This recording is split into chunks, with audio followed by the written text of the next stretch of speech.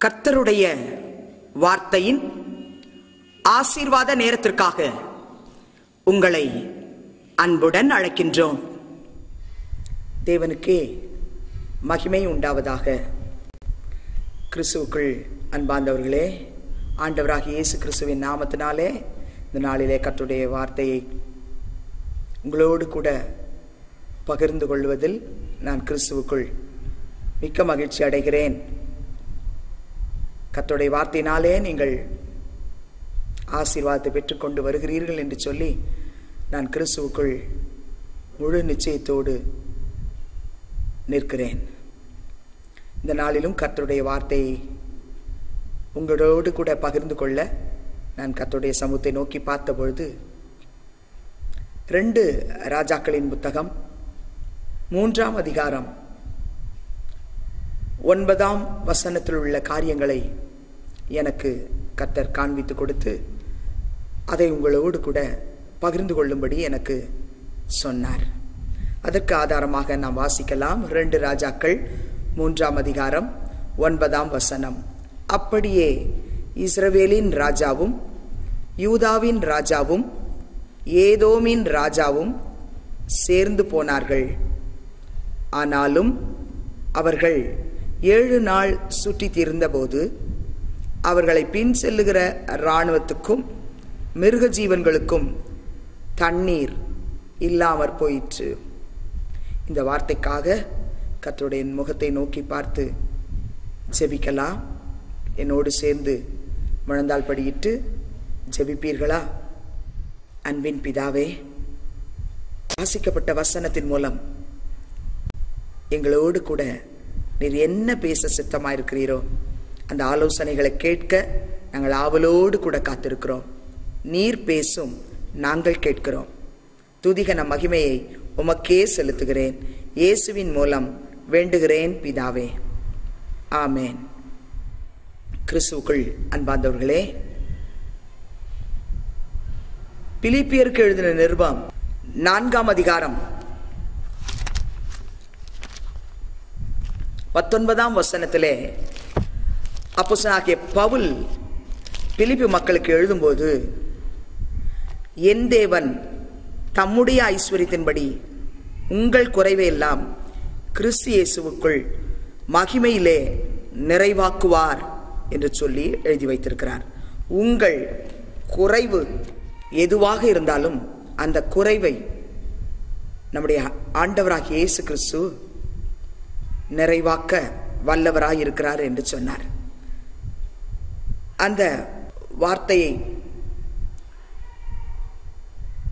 வாசித்து, ஆண்டவரே, என்னுடைய வாழ்விலே இந்த குறைகள் இருக்கிறது, இந்த குறைகளிலிருந்து என்னை நிவர்த்தியாக்கும் என்று சொல்லி நீங்கள் ஜெபிப்பீர்கள் என்று சொன்னால், உங்கள் வாழ்வில் என்ன குறை இருந்தாலும் அந்த குறைவை என் அருள்நாதர் இயேசு நிறைவாக்குவார். இங்கு பழைய ஏற்பாட்டின் நாட்களிலே 3 ராஜாக்களும் புறப்பட்டு மோவாபின் ராஜாவுக்கு விரோதமாய் கடந்து செல்கிறார்கள். இஸ்ரவேல் ராஜா, யூதாவின் ராஜா, ஏதோமின் ராஜா, அவர்கள் சேர்ந்து போனார்கள் என்று பார்க்கிறோம்.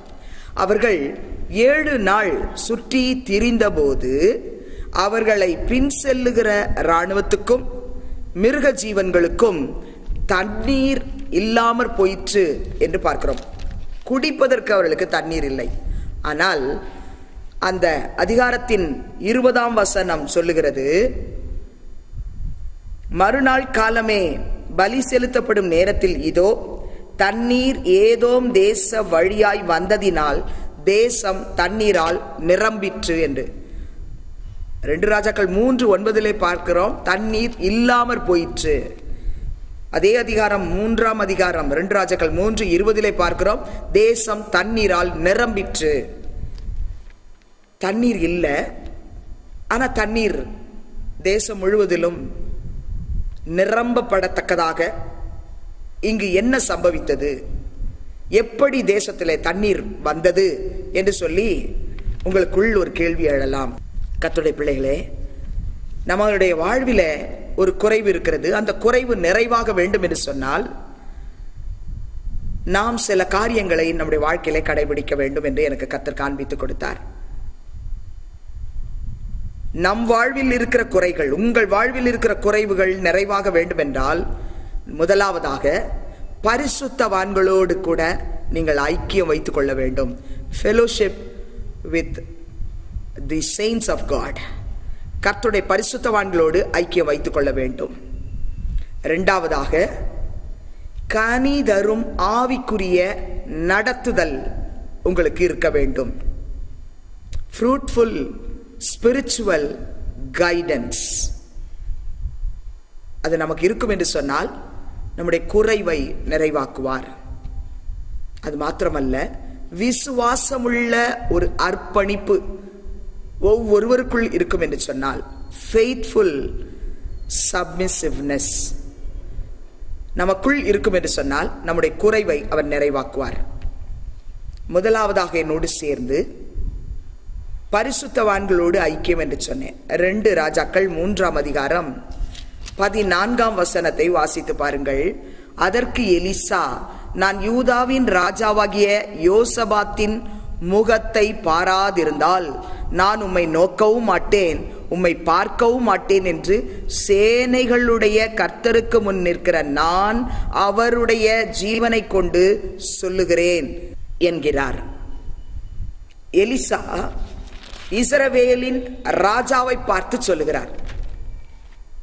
இஸ்ரவேலின் ராஜா கர்த்தரின் பார்வைக்கு பொல்லாப்பானதை செய்தவன். ஆகவே எலிசா சொல்லுகிறான், நீர் மாத்திரம் வந்து என்னிடத்திலே அணுகியிருப்பீர் என்று சொன்னால் நான் உம்முடைய முகத்தை நோக்க மாட்டேன், ஆனால் உங்களோடு கூட யூதாவின் ராஜாவாகிய யோசபாத் வந்திருக்கிறார். அந்த யோசபாத் கர்த்தருடைய பரிசுத்தவான்களோடு ஐக்கியம் வைத்துக் கொள்ள விரும்புகிறவன். அவன் கர்த்தருடைய வார்த்தைக்கு பயப்படுகிறவன். ஆகவே அவனுடைய முகத்தை நான் பாராதிருந்தால் நான் உம்மை நோக்கவும் மாட்டேன் என்று சொல்லி தெளிவாய் கூறுகிறார். இந்த வார்த்தை கேட்கிற என் அன்பு சகோதர சகோதரிகளே, பரிசுத்தவான்களோடு கூட ஐக்கியம் உனக்கு இருக்கும் என்று சொன்னால் fellowship with saints of God. உங்கள் வாழ்வில் தண்ணீர் குறையா, ஆகார குறைவா, பண குறைவா, சமாதான குறைவா, என்ன குறைவா இருந்தாலும் சரி அந்த குறைவை நிறைவாக்குவார். எலிசா தீர்க்கதரிசி அப்படியாய் சொல்லுகிறார். கர்த்தருடைய பரிசுத்தவான்களோடு கூட ஐக்கியம் வைக்காத சாலமோனை குறித்து நமக்கு கர்த்தர் இன்றைக்கு உணர்த்துகிறார். 1 ராஜாக்கள் 11ஆம் அதிகாரம் 1-2 வசனத்திலே பார்க்கிறோம்.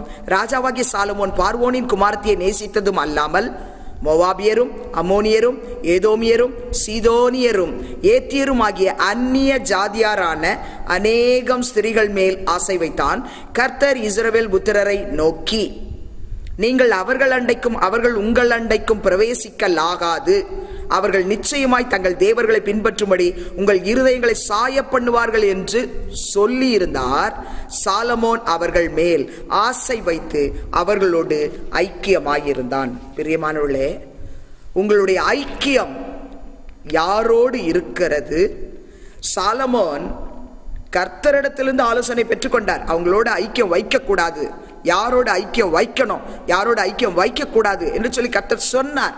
ஆனாலும் கர்த்தருடைய வார்த்தையை மீறி சாலமோன் அந்நிய ஸ்திரீகளோடு கூட ஐக்கியமாய் இருந்தான். அவனுடைய ஜீவியத்தை நீங்கள் பின்பகுதியிலே வாசித்து பார்த்தால் அதனுடைய விளைவை நீங்கள் விளங்கிக் கொள்ளலாம். ஆனால் என் ஆண்டவராகிய கர்த்தர் இன்றைக்கு நமக்கு சொல்லுகிறார். 1 கொரிந்தியரின் புத்தகம் 1ஆம் அதிகாரம் 9ஆம் வசனத்தில், தம்முடைய குமாரனும் நம்முடைய கர்த்தருமாயிருக்கிற இயேசு கிறிஸ்துவுடனே ஐக்கியமாய் இருப்பதற்கு உங்களை அழைத்த தேவன் உண்மையுள்ளவர் என்று சொல்லுகிறார். இயேசுவோடு ஐக்கியமாய் இருப்பதற்கு உங்களை அழைத்த தேவன் உண்மையுள்ளவர். பிதாவாகிய தேவனோடு, ஆண்டவராகிய இயேசு கிறிஸ்துவோடு, பரிசுத்த ஆவியானவரோடு உங்களுக்கு ஐக்கியம் வேண்டும் என்று கர்த்தர் உணர்த்துகிறார். அது அவசியம் என்று சொல்லி உங்களுக்கு கற்றுக் கொடுத்து கொண்டு வருகிறார். 2 ராஜாக்களின் புத்தகம் 3ஆம் அதிகாரம் 9ஆம் வசனத்திலே பார்க்கிறோம். அந்த 3 ராஜாக்களும் சேர்ந்து வந்தார்கள் என்று பார்க்கிறோம்.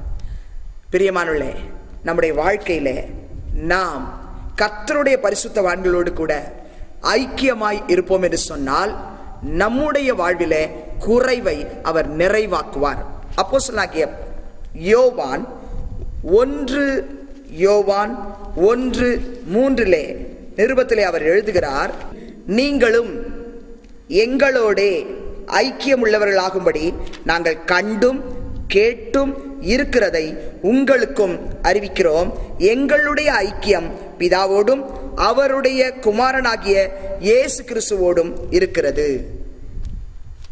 யோவான் சொல்லுகிறார், இந்த வார்த்தையை கேட்கிற வாசிக்கிற ஒவ்வொருவருக்கும் நாம் பிதாவாகிய தேவனோடு இயேசு கிறிஸ்துவோடு பரிசுத்த ஆவியானவரோடு ஐக்கியம் வைத்துக் கொள்ள வேண்டும் என்று விரும்பினபடினால் எழுதுகிறார், நீங்களும் எங்களுடைய ஐக்கியம் உள்ளவர்கள் ஆகும்படி நாங்கள் கண்டும் கேட்டும் இருக்கிறதை உங்களுக்கு அறிவிக்கிறோம். எங்களுடைய ஐக்கியம் பிதாவோடு இருக்கிறது, குமாரனாகிய இயேசு கிறிஸ்துவோடு இருக்கிறது. இந்த வார்த்தை கேட்கிற தகப்பனே, தாயே, சகோதரனே, சகோதரியே, உங்களுடைய ஐக்கியம் யாரோடு இருக்கிறது என்று நீங்கள் நிதானித்து பார்க்க வேண்டும். உங்களுடைய ஐக்கியம் சாலமோனை போல அந்நிய ஸ்திரீகள் மேல் ஐக்கியமாயிருக்கும் என்று சொன்னால் நிச்சயமாய் நான் சொல்லுகிறேன் பிரியமானவர்களே, ஆசீர்வாதத்தை நீங்கள் இழந்து போவீர்கள், குறைவை காண்பீர்கள். மாறாக யோசபாத்தை போல கர்த்தருடைய பரிசுத்தவான்களோடு கூட ஐக்கியத்தை தேட வேண்டும். யோவானை போல கர்த்தருடைய பரிசுத்தவான்களோடு ஐக்கியம் வைத்துக் கொள்ள வேண்டும். ரட்சிக்கப்பட்ட கர்த்தருடைய பிள்ளையே, உன்னுடைய ஐக்கியம் யாரோடு இருக்கிறது? பிதாவாகிய தேவனோடு, குமாரனாகிய இயேசுவோடு உங்களுடைய ஐக்கியம் இருக்கிறதா? அப்படி இருக்கும் என்று சொன்னால் உங்கள் வாழ்வில் என்ன குறை இருந்தாலும் அந்த குறைவை தீர்க்க தரிசனமாய் கர்த்தர் சொல்லுகிறார், நிறைவாக்குவேன் என்று சொல்லுகிறார். 1 யோவான் 1:7 சொல்லுகிறார், அவர் ஒளியில் இருக்கிறது போல நாமும் ஒளியிலே நடந்தால் ஒருவரோடு ஒருவர் ஐக்கியப்பட்டிருப்போம். அவருடைய குமாரனாகிய இயேசு கிறிஸ்துவின் இரத்தம் சகல பாவங்களையும் நீக்கி நம்மை சுத்திகரிக்கும். நம்முடைய ஆண்டவராகிய இயேசு கிறிஸ்து ஒளியில் இருக்கிறார். நாமும் ஒளியிலே நடக்க வேண்டும் என்று விரும்பினபடியால் நாமும் ஆண்டவராகிய இயேசு கிறிஸ்துவோடு ஐக்கியப்பட்டிருக்க வேண்டும் என்று உணர்ந்து நமக்கு இந்த வசனத்தை இன்றைக்கு போதிக்கிறார். பிரியமானவர்களே, அவருடைய குமாரனாகிய இயேசு கிறிஸ்துவோடு நமக்கு ஐக்கியம் இருக்கும் என்று சொன்னால் நம்முடைய உள்ளத்திலே, நம்முடைய சரீரத்திலே, நம்முடைய ஆத்துமாவிலே, ஆவியிலே என்ன கரைகள் திரைகள் இருந்தாலும் நம்முடைய ஆண்டவராகிய இயேசு கிறிஸ்துவோடு ஐக்கியம் வைத்துக் கொண்டிருக்கிற ஒவ்வொருவருக்கும் அவருடைய இரத்தம் சகல பாவங்களையும் நீக்கி நம்மை சுத்திகரிக்கும் என்று சொல்லுகிறார். ஆண்டவராகிய இயேசுவோடு ஐக்கியமாயிருக்கிறீர்களா? அவருடைய பிதாவோடு ஐக்கியம் வைத்துக் கொண்டிருக்கிறீர்களா? கர்த்தருடைய பரிசுத்தவான்களோடு ஐக்கியம் வைத்துக் கொண்டிருக்கிறீர்களா? நீங்கள் ஐக்கியமாய் இருக்கும்படிக்கு உங்களை அழைத்த தேவன் உண்மையுள்ளவர். அவரோடு கூட நீங்கள் ஐக்கியம் வைத்துக் கொள்வீர்கள் என்று சொன்னால் உங்கள் பாவங்களை அவர் நீக்கி உங்களை சுத்திகரிப்பார், உங்களை பரிசுத்தப்படுத்துவார். பரிசுத்தவான்களோடு ஐக்கியத்தை நாடுங்கள், தேடி போய் அந்த ஐக்கியத்தை சம்பாதித்துக் கொள்ளுங்கள். அந்த ஐக்கியத்தை விட்டு சாலமோனை போல அந்நிய ஸ்திரீகளோடு ஐக்கியம் வைத்துக் கொள்ளாமல் உங்களை காத்துக்கொள்ளுங்கள்.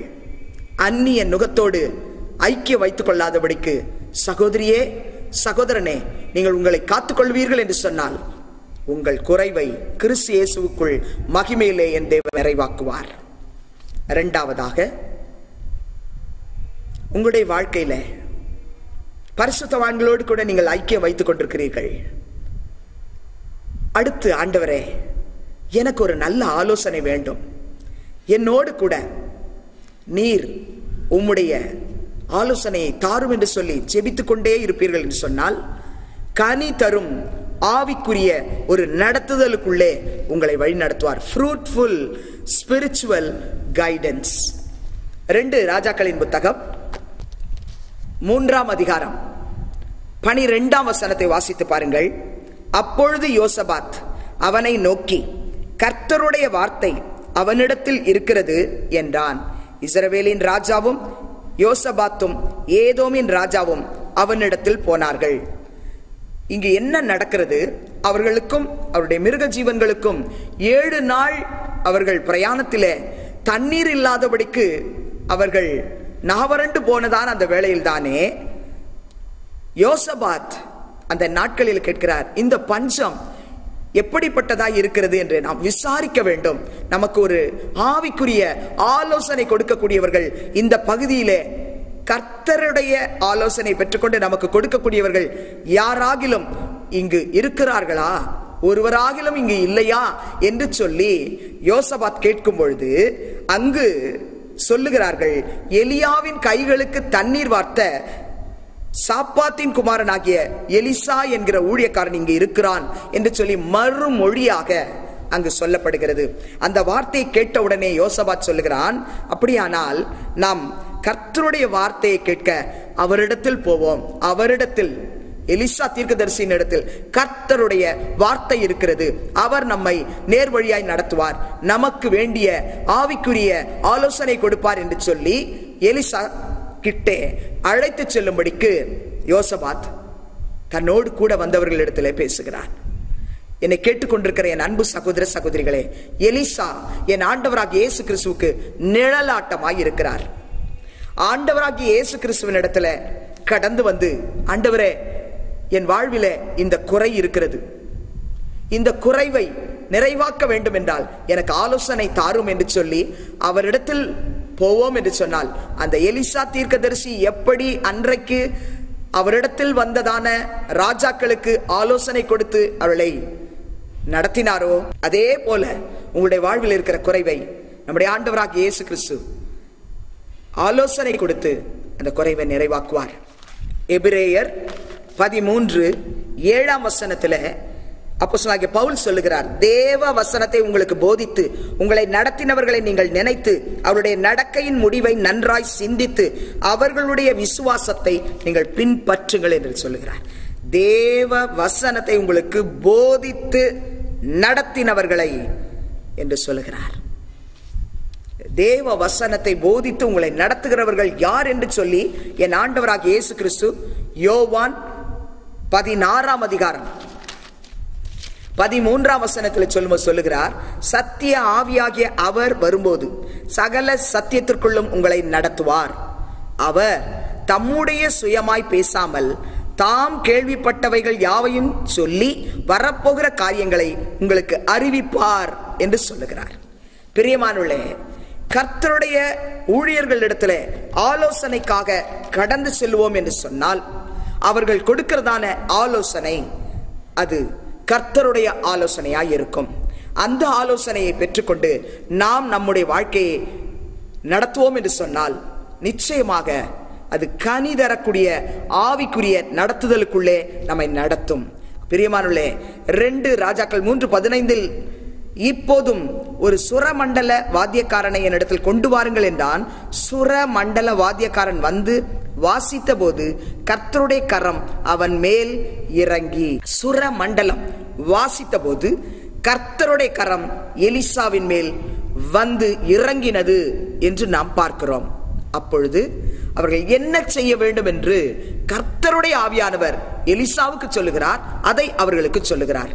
1 சாமுவேலின் புத்தகம் 16:13 அப்பொழுது சாமுவேல் தைல கொம்பை எடுத்து அவனை அவன் சகோதரர் நடுவிலே அபிஷேகம் பண்ணினான்.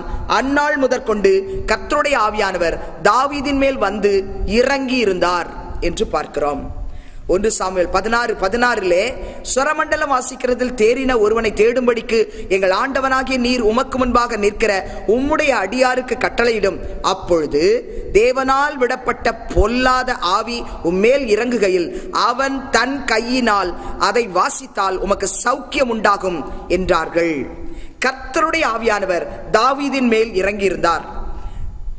தாவீதின் மேல் கர்த்தருடைய ஆவியானவர் இறங்கி கர்த்தரால் விடப்பட்ட பொல்லாத ஆவி சவுலை வாதிக்கும் பொழுது அவன் சுரமண்டலத்தை எடுத்து வாசித்த பொழுது சவுலுக்கு விடுதலை, ஆறுதல், சுகம், இந்த 3ஐயும் கர்த்தர் கொடுத்தார் என்று இந்த அதிகாரத்தில் நீங்கள் வாசித்து அறியலாம். பிரியமானவர்களே, கனி தரக்கூடிய ஆவிக்குரிய நடத்துதல் எலிசாவின் இடத்தில் இருந்தது, தாவீதின் இடத்தில் இருந்தது. தேவ வசனத்தை கர்த்தருடைய ஊழியர்களிடத்தில் கடந்து சென்று கேட்கிற அனுபவம் உங்களுக்கு இருக்கும் என்று சொன்னால் பரிசுத்த ஆவியானுடைய நடத்துதலை உங்களால் புரிந்து கொள்ள முடியும். இங்கு கர்த்தருடைய ஆவியானவர் தாவீதின் மேல் இறங்கி இருந்தார். அந்த ஆவியானவர் சவுலுக்குள் காணப்பட்ட அசுத்த ஆவிகளிலிருந்து தாவீதின் மூலமாக விடுதலை, ஆறுதல், சுகம் இவற்றை கொடுத்தார் என்று பார்க்கிறோம். என்னை கேட்கிற என் அன்பு சகோதர சகோதரிகளே, கர்த்தருடைய நடத்துதலுக்காக நீங்கள் காத்திருப்பீர்கள் என்று சொன்னால் உங்களை அவர் சகல சத்தியத்திற்குள்ளும் நடத்துவார், சரியான பாதையிலே நடத்துவார், கனிதரக்கூடிய நடத்துதலுக்குள்ளே உங்களை நடத்துவார்.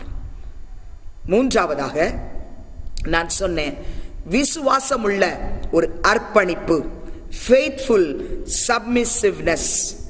2 ராஜாக்களின் புத்தகம் 3ஆம் அதிகாரம் 16, 17 வசனத்தை நீங்கள் வாசித்து பாருங்கள். அவன், கர்த்தர் உரைக்கிறது என்னவென்றால், இந்த பள்ளத்தாக்கிலே எங்கும் வாய்க்கால்களை வெட்டுங்கள், நீங்கள் காற்றையும் காண மாட்டீர்கள், மழையையும் காண மாட்டீர்கள், ஆனாலும் நீங்களும் உங்கள் ஆடு மாடுகளும் உங்கள் மிருக ஜீவன்களும் குடிக்கும்படிக்கு இந்த பள்ளத்தாக்கு தண்ணீரால் நிரப்பப்படும் என்று கர்த்தர் சொல்லுகிறார் என்று சொல்லுகிறார். பிரியமானவர்களே, கர்த்தருடைய தீர்க்கதரிசியாகிய எலிசா சொல்லுகிறார்,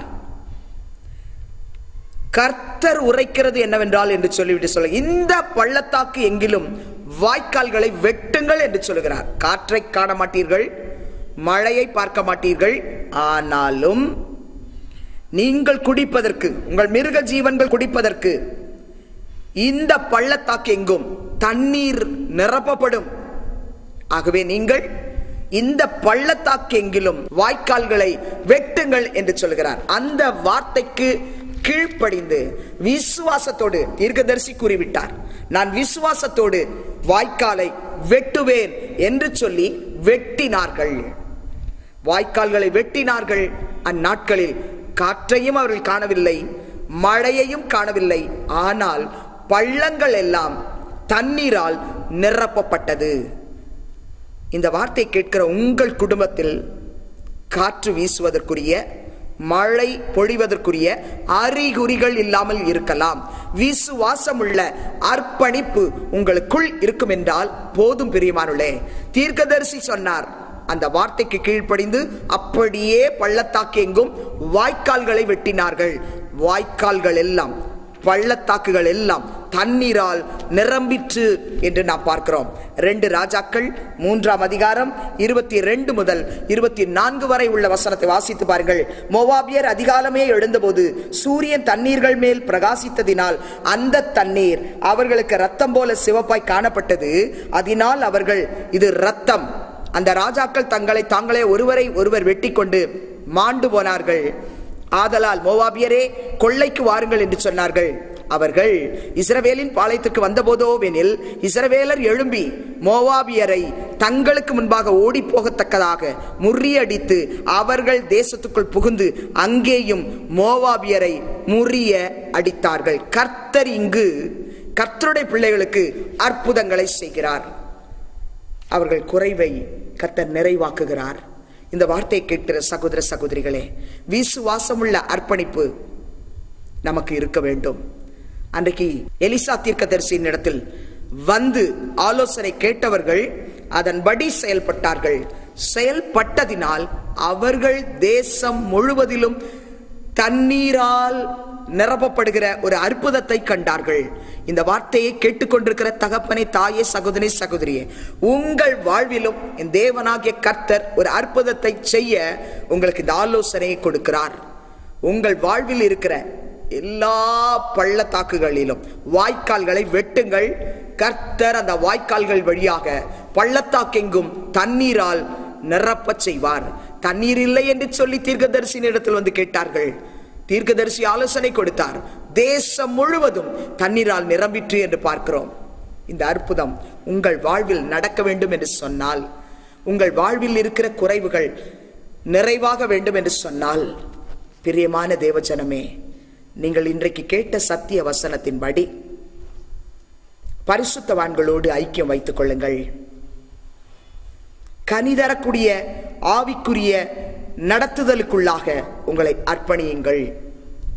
விசுவாசமுள்ள அர்ப்பணிப்புக்குள்ளாய் உங்களையே நீங்கள் அர்ப்பணித்து செயல்படுவீர்கள் என்று சொன்னால் நிச்சயமாய் நான் சொல்லுகிறேன் பிரியமானவர்களே, கர்த்தருடைய வாயாயிருந்து சொல்லுகிறேன், உங்கள் குறைவை அவர் நிறைவாக்குவார். தண்ணீர் இல்லையா, ஆகாரம் இல்லையா, ஐஸ்வர்யம் இல்லையா, சுகம் இல்லையா, வேறு என்ன இல்லை பிரியமானவர்களே? அந்த குறைவை நிறைவாக்க வேண்டுமானால் பரிசுத்தவான்களோடு ஐக்கியம் வைத்துக் கொள்ளுங்கள். ஆவிக்குரிய நடத்துதலை வாஞ்சித்து தேடுங்கள். விசுவாசத்தோடு அர்ப்பணியுங்கள். நான் அப்படி அர்ப்பணிக்க விரும்புகிறேன் சகோதரியே என்று சொல்வீர்கள் என்றால் நீங்கள் இருக்கிற இடத்துல முழந்தால் படியிடுவீர்களா? உங்களுக்காக நான் ஜெபிக்கிறேன். அன்பின் பிதாவே, இயேசுவின் நாமத்தில் உம்முடைய சமூகத்துக்கு நாங்கள் வருகிறோம். தேசம் தண்ணீர் இல்லாமல் காணப்பட்டது ஆண்டவரே. ஆனால் அந்நாட்களில் ராஜாக்கள் எல்லாரும் தங்களுக்கு பரிசுத்தவான்களோடு ஐக்கியம் தேவை என்று அறிந்து கொண்டு கனிதரக்கூடிய ஆவிக்குரிய நடத்துதலை கொடுக்கக்கூடிய ஒரு எலிசாவின் இடத்துல வந்தது போல இந்த சத்திய வசனத்தை கேட்டு உம்முடைய சமூகத்தில் முழந்தால் படியிடுகிற ஒவ்வொருவருக்காக நான் ஜெபிக்கிறேன். ஆண்டவரே, அவர்கள் உம்மோடு ஐக்கியம் வைத்துக் கொள்ள உதவி செய்யும். பரிசுத்தவான்களோடு ஐக்கியம் வைத்துக் கொள்ள உதவி செய்யும். அன்றைக்கு யோசபாத் கர்த்தரிடத்தில் விசாரித்து எங்களுக்கு ஆலோசனை கொடுப்பதற்கு இந்த தேசத்தில் கர்த்தருடையவர்கள் இல்லையா என்று சொல்லி அவளோடு கேட்டது போல நாங்களும் எந்த ஒரு காரியத்துக்காக இருந்தாலும் கர்த்தருடைய பிள்ளைகளோடு ஐக்கியம் வைத்துக் கொள்ள வேண்டும் ஆண்டவரே. அந்த ஐக்கியம் வைத்துக் கொள்வதற்கு இந்த ஜெபத்தில் ஈடுபடுகிற ஒவ்வொருவருக்கும் நீர் உதவி செய்யும் என்று வேண்டுகிறேன். உம்மோடு ஐக்கியம் வேண்டும், உம்முடைய பரிசுத்தவான்களோடு ஐக்கியம் வேண்டும் அப்பா. தகப்பனே, இந்த ஐக்கியத்தை இழந்து இன்றைக்கு ஒருவேளை யாராகிலும் உம்மோடும் ஐக்கியம் இல்லை, பரிசுத்தவான்களோடும் எனக்கு ஐக்கியம் இல்லை, என்னுடைய ஐக்கியம் எல்லாம் அந்நிய நுகங்களோடு, அந்நிய ஸ்திரிகளோடு, அந்நிய உறவுகளோடு இருக்கிறது ஆண்டவரே, அந்த நுகங்களை எல்லாம் நீக்கி போடும். அந்த உறவுகளை எல்லாம் நான் வெறுத்து விட எனக்கு உதவி செய்யும். உம்மோடு ஐக்கியமாயிருக்க என்னை தாழ்த்தி ஒப்புக் கொடுக்கிறேன் என்று சொல்லி யார் யார் என்னோடு சேர்ந்து உம்மோடு ஐக்கியமாய் இருப்பதற்காக ஜெபிக்கிறார்களோ அவர்கள் ஜெபங்களை கர்த்தர் நீர் கேளும் அப்பா. ஜெபத்தை கேட்டு உம்மோடு ஐக்கியம் வைத்துக் கொள்ள உதவி செய்யும். உம்முடைய பரிசுத்தவான்களோடு ஐக்கியம் வைத்துக் கொள்ள உதவி செய்யும் என்று வேண்டுகிறேன் ஆண்டவரே. அது மாத்திரமல்ல ஆண்டவரே, கனி தரக்கூடிய ஆவிக்குரிய நடத்துதல் எங்களுக்கு வேண்டும் ஆண்டவரே. எங்களுக்கு தேவ வசனத்தை போதித்து நடத்துறவர்களோடு ஐக்கியம் வேண்டும் ஆண்டவரே என்று சொல்லி அன்றைக்கு எப்படி அந்த ராஜாக்கள் எலிசாவின் இடத்தில் கடந்து வந்தார்களோ அதே போல உம்முடைய பிள்ளைகள் உம்மிடத்தில் கடந்து வர உதவி செய்யும். அன்றைக்கு சுரமண்டலம் எடுத்து வாசித்த பொழுது கர்த்தருடைய ஆவியானவர் எலிசாவின் மேல் இறங்கி இருந்தார் என்று பார்க்கிறோம். கர்த்தருடைய ஆவியானவர் சுரமண்டலத்தை எடுத்து வாசித்த பொழுது தாவீதின் மேல் இறங்கி இருந்தார் என்று வாசித்தோம். தகப்பனே, அதுபோல உம்முடைய பிள்ளைகள் ஒவ்வொரு நாளும் உம்முடைய சமூகத்தில் கடந்து வந்து ஆவிக்குரிய பாடல்களை பாடி உம்மை துதித்து ஆராதனை செய்யும் பொழுது கர்த்தருடைய ஆவியானவர் அவர்கள் மேல் இறங்குவீராக என்று வேண்டுகிறேன் ஆண்டவரே. அது நிமித்தம் அவர்களுக்கு விரோதமாய் எத்தனை சவுல்கள் எழும்பினாலும், கர்த்தரால் விடப்பட்ட பொல்லாத ஆவிகள் அவர்களுக்கு விரோதமாய் நின்றாலும் ஆண்டவரே, உம்முடைய பிள்ளைகள் நிமித்தமாய் அந்த அசுத்த ஆவிகள் அவர்களை விட்டு விலகும்படிக்கு உடைய பிள்ளைகளுக்கு உதவி செய்யும். விடுதலையை தாரும், ஆறுதலை தாரும், சுகத்தை தாரும் ஆண்டவரே. உம்முடைய நடத்துதலை தயவு செய்து ஒவ்வொருவரும் நாடி தேடி கடந்து வந்து உம்முடைய ஆலோசனையை பெற்றுக்கொள்ள உதவி செய்யும் என்று வேண்டுகிறேன். விண்ணப்பத்தை கேட்டு நீர் உதவி செய்ததற்காக உமக்கு ஸ்தோத்திரம். அது மாத்திரமல்ல ஆண்டவரே, விசுவாசமுள்ள ஒரு அர்ப்பணிப்பை ஒவ்வொருவருக்கும் தந்தருளும். அன்றைக்கு தீர்க்கதரிசி சொன்ன வார்த்தை கேட்டு வந்தவர்கள் பள்ளத்தாக்கு எங்கிலும் வாய்க்கால்களை வெட்டினார்கள் ஆண்டவரே. காற்றையும் மழையையும் பார்க்காத காலத்திலே வெட்டினார்கள் ஆண்டவரே. வெட்டின மாத்திரத்திலே தீர்க்கதரிசியாகிய எலிசா சொன்னது போலவே தேசம் முழுவதும் தண்ணீரால் நிரம்பிற்று என்று பார்க்கிறோமே. விசுவாசமுள்ள அர்ப்பணிப்பை எங்களுக்குள் நீர் கொடுப்பீராக. நாங்களும் நீர் கொடுக்கிற நடத்துதலின்படி, ஆலோசனையின்படி நாங்கள் பள்ளத்தாக்கு எங்கும் வாய்க்கால்களை வெட்டி எங்கள் வாழ்விலே இருக்கிற குறைவுகளை நிறைவாக்குகிற கர்த்தருடைய ஆசீர்வாதங்களை பெற்றுக்கொள்ள எங்களுக்கு உதவி செய்வீராக. கர்த்தர் அற்புதங்களை அன்றைக்கு உம்மிடத்திலே வந்து ஆலோசனை கேட்ட தீர்க்கதரிசி நிலத்தில் வந்து ஆலோசனை கேட்ட ராஜாக்களுடைய வாழ்க்கையில அற்புதங்களை செய்தீரே, அதே அற்புதங்களை இன்றைக்கு ஜெபத்திலே ஈடுபடுகிற ஒவ்வொருவர் வாழ்விலும் கட்டளை இடுவீராக என்று வேண்டுகிறேன். விண்ணப்பத்தை கேட்டு அப்படியே நீர் குறைவை நிறைவாக்கி அற்புதங்களை செய்ய போகிறதற்காய் ஸ்தோத்திரம். துதிகன மகிமையை உமக்கே செலுத்துகிறேன். இயேசுவின் நாமத்தில் வேண்டுகிறேன் பிதாவே, ஆமென். கிறிஸ்துவுக்குள் அன்பார்ந்தவர்களே, இந்த நாளிலும் கர்த்தருடைய வார்த்தையை நீங்கள் கேட்டிருக்கிறீர்கள். கர்த்தர் உங்களோடு கூட பேசி இருக்கிறார். நீங்கள் யாரோடு ஐக்கியம் வைத்துக் கொள்ள வேண்டும், எப்படி ஆலோசனையை கேட்க வேண்டும், எப்படி அர்ப்பணிப்போடு நடக்க வேண்டும் என்று கேட்டிருக்கிறீர்கள். இந்த வார்த்தையின்படி செயல்பட உங்களை அர்ப்பணித்திருப்பீர்கள் என்று சொன்னால், அதன் ஆசீர்வாதங்களை பெற்றிருப்பது உண்மை என்று சொன்னால், உங்களுடைய சாட்சிகளை எங்களோடு கூட பகிர்ந்து கொள்ள மறவாதீர்கள். எங்களோடு கூட தொடர்பு கொள்ள வேண்டிய விலாசம்: சகோதரி அக்ஸீலியா நேசராஜ், அப்போஸ்தல கிறிஸ்தவ சபை, நம்பர் 70, கிழக்கு விஜிபி நகர், சாலாமேடு, விழுப்புரம் 605401, தமிழ்நாடு, தென் இந்தியா. Cell number 9940686006.